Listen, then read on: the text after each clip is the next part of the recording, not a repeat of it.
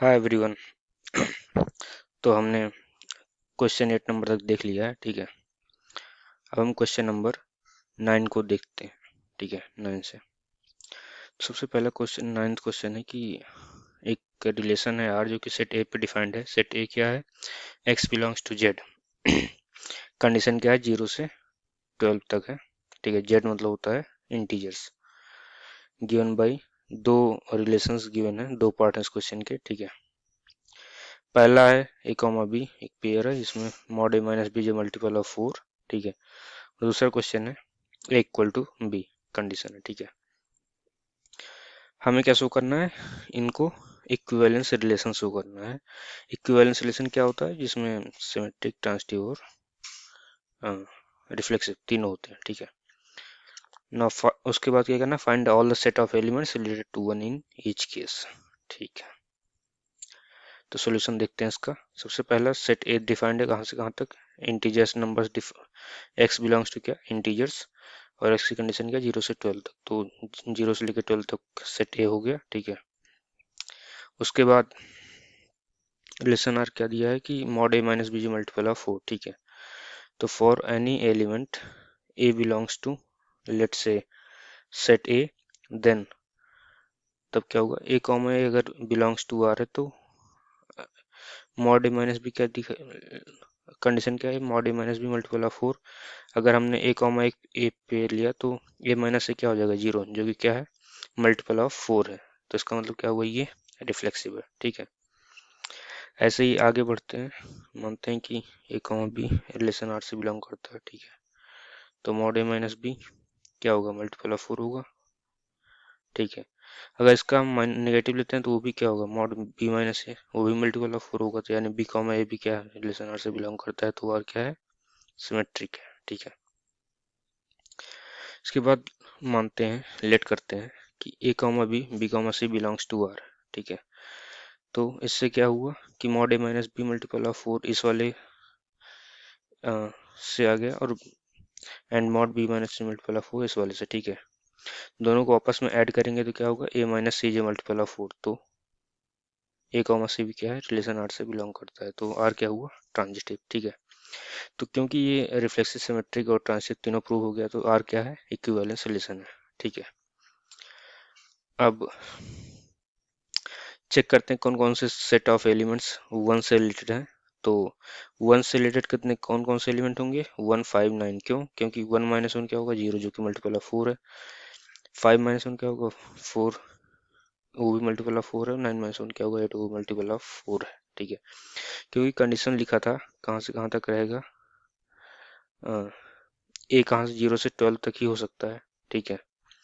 और multiple of 4 की यहाँ तक बात है, अगर हम लास्ट 12 भी लेंगे तो 12 माइनस 1 11 हो जाएगा। तो 11 तो मल्टीपल ऑफ 4 होगा नहीं। तो 0, 4, 8 ये तीन मल्टीपल होंगे, इसलिए हमने 159 इसका आंसर हो जाएगा, ठीक है। इस क्वेश्चन के दूसरे पार्ट पे चलते हैं। A comma B is equal to B, condition दिया हुआ है, ठीक है। तो for any element A belongs to A, तो हम मानते हैं कि A comma A belongs to R है। तो सिंस क्या हो जाएगा? ए इक्वल टू ए, जो कि बात सही है, तो आर रिफ्लेक्सिव है, ठीक है। अब मानते हैं let a comma B belongs to R है, तो ए इक्वल टू बी होगा, तो बी इक्वल टू ए। जाहिर सी बात है, अगर ए बी के बराबर है तो बी ए के बराबर होगा, तो बी कॉमा ए भी रिलेशन आर को बिलोंग करेगा, तो आर क्या होगा? सिमेट्रिक भी होगा, ठीक है। उसके बाद मानते हैं कि अब ट्रांजिटिविटी चेक करने के लिए क्या चेक कर लेट मान लेते हैं कि A comma B belongs to R है और B comma C belongs to R है। उन दोनों का यूज करके हम ये प्रूव करना चाहते हैं कि ए कॉमा सी भी आर से बिलोंग करता है। तो A comma B belongs to R है, तो बाई कंडीशन क्या हुआ? इक्वल टू बी हो गया। B comma C belongs to R है, तो बी इक्वल टू सी हो गया। तो अगर A equal to B equal to C दोनों को मर्ज कर देंगे तो क्या हो जाएगा? ए इक्वल टू सी, यानी A comma C belongs to R. तो आर क्या हुआ? ट्रांजिटिव, यानी आर भी एक क्या है? इक्विवेलेंस रिलेशन है। और एलिमेंट्स रिलेटेड टू वन क्या हो जाएगा? केवल वन ही होगा। तो set of elements related to one is the only one, ठीक है। मूव करते हैं क्वेश्चन नंबर 10 की तरफ, ठीक है। इसमें क्या है? हमें एक एग्जाम्पल लिखना है इन गिवन कंडीशंस के रिलेशंस का, ठीक है। मतलब एक हमें रिलेशन बताना है जिसमें क्या हो कि सिमेट्रिक तो हो बट ना तो रिफ्लेक्सिव हो ना ट्रांजिटिव हो। सिमेट्रिक मतलब क्या? एक्स कॉमा वाई हो, वाई कॉमा एक्स हो, इसके अलावा और ना हो, ठीक है। रिफ्लेक्सिव कब नहीं होगा? जब x कॉमा एक्स नहीं होगा। ट्रांसिटिव कब नहीं होगा? जब x comma y y comma x तो हो लेकिन sorry x comma y y comma z हो लेकिन एक्स कॉमा जेड उसमें प्रेजेंट ना हो। तो जैसे कि यहाँ एक सेट मान लिया इन्होंने 5 6 7, ठीक है। इसका रिलेशन आर क्या डिफाइन कर दिया? 5 6 और 6 5। जाहिर सी बात है इसमें क्या है, सिमेट्रिसिटी तो दिख रही है क्योंकि एक्स कॉमा वाई प्रेजेंट है, वाई कॉमा एक्स प्रेजेंट है, सिमेट्रिक तो है। लेकिन ना तो ये रिफ्लेक्सिव है क्योंकि 5 5 और 6 6 नहीं है, और ना ही ये ट्रांसिटिव है, ठीक है। तो वो चीजें यहाँ पे प्रूव करी हैं, ठीक है। तो आर इज नॉट ट्रांजिटिव। ऐसे ही बाकी के क्वेश्चन है, जैसे कि सेकंड पार्ट क्या है, transitive but neither reflexive not symmetric, ठीक है।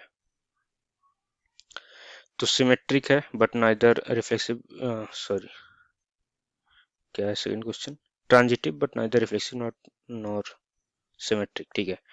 मतलब कि सेकंड क्वेश्चन में ट्रांजिटिव तो है लेकिन ना तो रिफ्लेक्सिव है ना सिमेट्रिक है, ठीक है। सिमेट्रिक कब होगा? जब दोनों बराबर होंगे।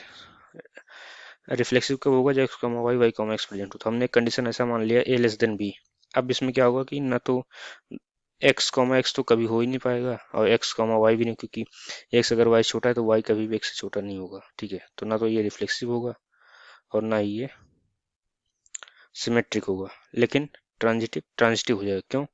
क्योंकि मान लीजिए ए लेस देन बी है एंड बी लेस देन सी है, तो ए लेस देन सी होगा तो आर ट्रांजिटिव हो जाएगा, ठीक है। तो relation R is transitive but not reflexive and symmetric. ऐसे ही बाकी के पार्ट्स भी देख लीजिएगा आप लोग, ठीक है।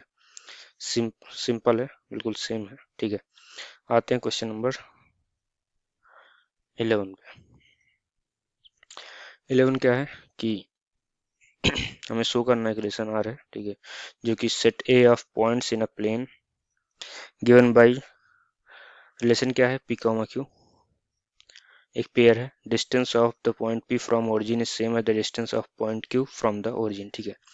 पी क्यू दो एक पेयर है जिसमें पी क्या है, ओरिजिन से डिस्टेंस है, क्यू क्या है, ओरिजिन से डिस्टेंस है, जो कि दोनों सेम है, ठीक है।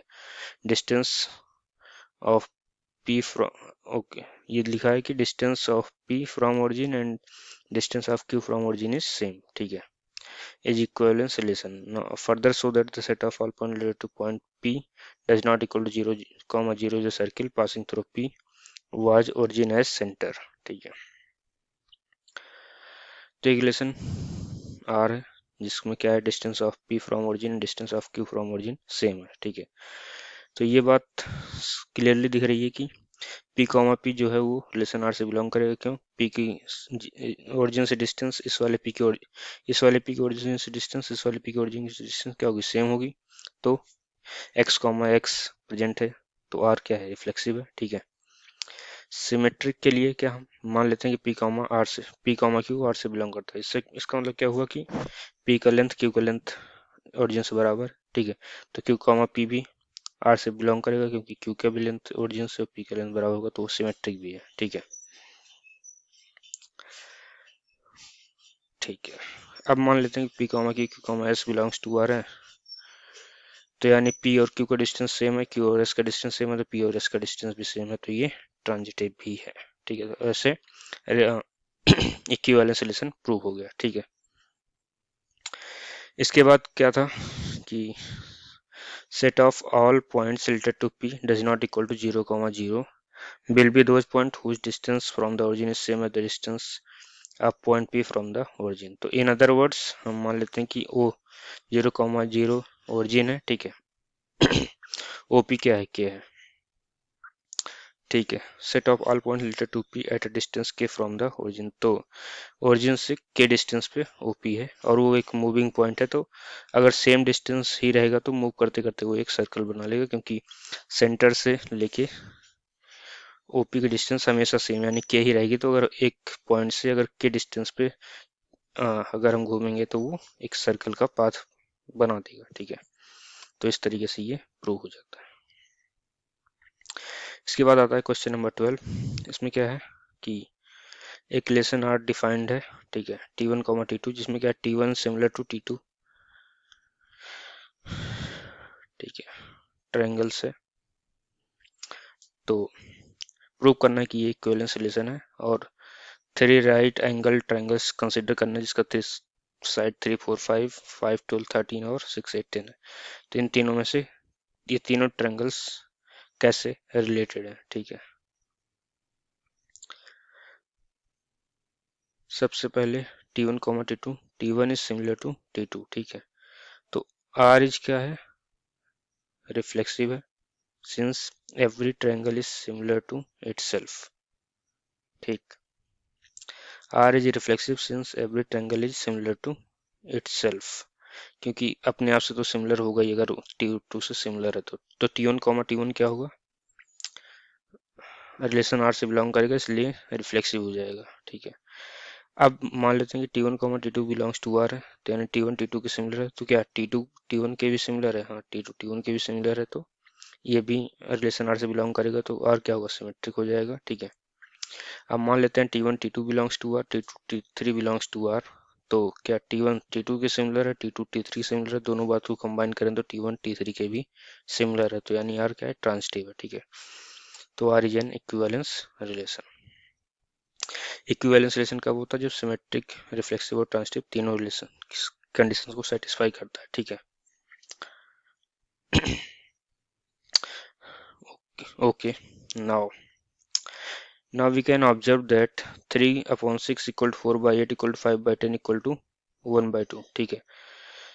सो ये जो गिवन साइड्स थी उनका एक ऑब्जर्वेशन निकाला है, ठीक है। तो corresponding side of T1 and T3 are in the same ratio, hence then triangle T1 is similar to T3, hence T1 is related to T3, ठीक है।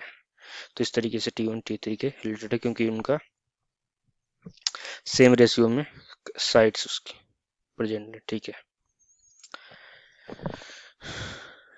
ओके, नाउ क्वेश्चन नंबर 13 को देखते हैं।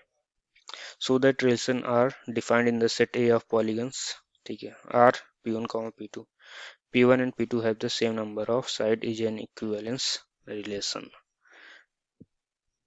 P1 P2 have the same number, एक polygon है तो P1 P2 दो, मतलब एक पेयर है P1 कॉमा P2, तो P1 और P2 डिफाइंड में सेम नंबर ऑफ साइड्स हैं, ठीक है, दो पॉलीगन। तो हमें इसको प्रूव करना है इक्विवेलेंस रिलेशन। उसके अलावा क्या है, what is the set of all elements in A related to right angle triangle T with side 3 4 5, कौन कौन से set of elements related to A होंगे राइट एंगल ट्रायंगल में, ठीक है। P1 P2 same number of sides हैं, तो P1 comma P1 obvious सी बात है कि रिलेशन आर से बिलोंग करेगा, ठीक है। तो इस तरीके से P1 कॉमा, तो रिफ्लेक्सिव तो पक्का हो गया। सिमेट्रिक प्रूव करने के लिए क्या मानेंगे हम, P1 कॉमा P2 को रिलेशन आर के मानेंगे कि रिलेटेड टू आर है, ठीक है। तो P1 P2 के अगर सेम नंबर ऑफ साइड्स है तो P2 P1 में भी सेम नंबर ऑफ साइड्स होंगे, तो P2 P1 भी बिलोंग्स टू आर है। P1 P2 belongs to are से आया P2 P1 belongs to R, तो आर सिमेट्रिक है। सेम ऐसे ही P1 P2 P2 P3 हमने मान लिया कि रिलेशन आर से बिलोंग करता है, उन दोनों कंबाइन करके P1 P3 भी आर से बिलोंग करता है, तो ये ट्रांजिटिव है, तो ये इक्विवेलेंस रिलेशन हो गया, ठीक है। उसके बाद क्या था, right angle triangle with side 3 4 5 are those polygon which have 3 sides, तो जिसमें 3 साइड्स होंगे वो रिलेटेड टू पॉलीगन होगा, ठीक है। तो सेट ऑफ ऑल ट्रायंगल्स है ये। Thanks for watching guys, please like subscribe and comment. Thank you all for watching. Bye.